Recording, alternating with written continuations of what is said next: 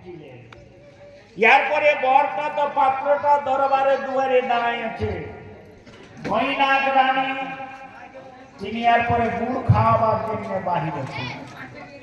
তো মৈনাক রানী একাই বাহির হবেন না মাসি পিসি সকলে বাহির হবেন বরটাকে গুড় খাওয়াবার জন্য? হ্যাঁ, সবাই বাহির হবেন।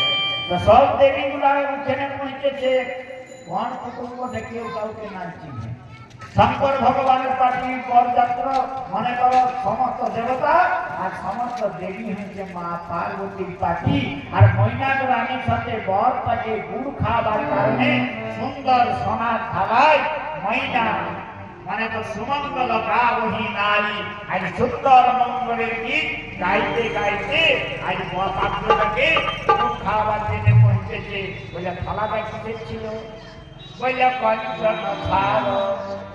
বলে সোনার থালায় প্রদীপ আছে, পান পাতা আছে, হলদি আছে, গুড় আছে, দুর্বা ঘাস আছে, আতপ চাল আছে। আরে পরিচ্ছন্ন চলি হলি হল খাই। আজ পাত্রীর মায়ের মনটা বড় আনন্দ আছে। আজ পাত্রটাকে পছন্দ করার কারণে বাহির হচ্ছে। বরটাকে যে গুরু খাওয়াবেন তো বরটাকে ভাবিবেন না নাই ভাবিবেন?